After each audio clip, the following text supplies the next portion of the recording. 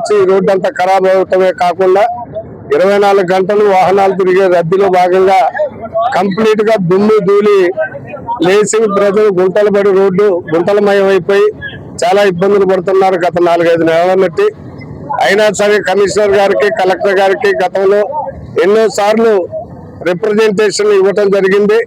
వృతాభక్తిగా ready-mix plant వాళ్ళు దినం ఏదో కొన్ని నీళ్లు పోసిపోతున్నారే తప్ప ఈ రోడ్డు ఈ ప్రాంత ప్రజల గోడు ఎవరు పట్టించుకోవట్లేదనే ఉద్దేశంతో ఈ రోజు రాజకీయాలకి పార్టీలకి కులమతాలకు అతీతంగా అందరూ అమ్మలక్కలతో సహా ఫ్యామిలీ మెంబర్లంతా రోడ్డు మీదకి వచ్చి ఈ ప్రాంతంలో ధర్నా కార్యక్రమాన్ని నిర్వహించారు.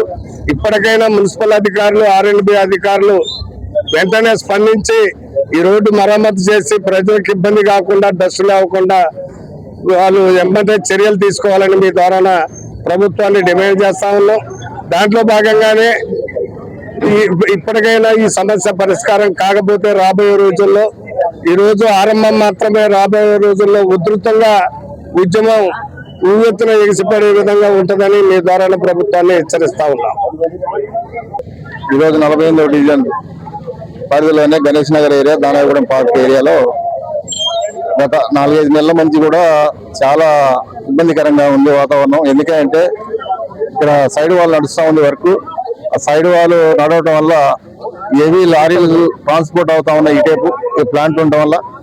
దానివల్ల దుబ్బ బాగా ఎక్కువగా రావటం, ప్రజలు ఇబ్బంది పడటం, 2-3 కూడా చనిపోవడం జరిగింది. దాని మీద ఈ రోజు ఇక్కడ ధర్నా చేయడం అనేది కూడా జరిగింది. దాంట్లో భాగంగా మున్సిపల్ అధికారులకు కూడా కలెక్టర్ గారికి కూడా ఎన్నోసార్లు మెమోరాండం ఇవ్వడం జరిగింది ఏరియాలో.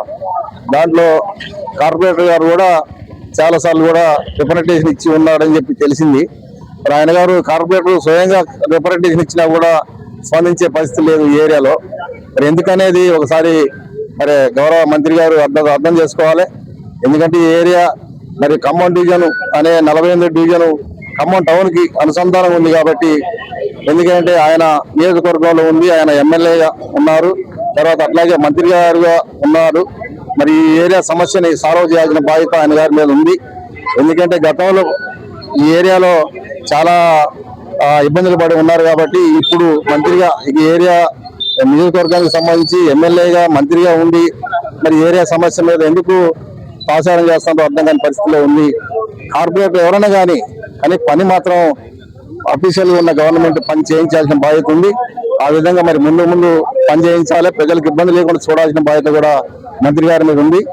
అదే కాకుండా వేరే ప్రజలు కూడా సానుకూలంగా ఎన్నోసార్లు మరి మున్సిపల్ కమిషనర్ గారికి, కలెక్టర్ గారికి, అట్లాగే RDO గారికి, ఎందుకంటే హెవీ లోడ్స్ పోతున్నాయి కాబట్టి RDO గారికి కూడా ఇవ్వడం జరిగింది. అట్లాగే ట్రాన్స్పోర్ట్ అధికారి RTO గారికి కూడా లెటర్ ఇవ్వడం జరిగింది. సంబంధిత 3 టౌన్ పోలీస్ స్టేషన్ లో కూడా కంప్లైంట్ ఇవ్వడం జరిగింది.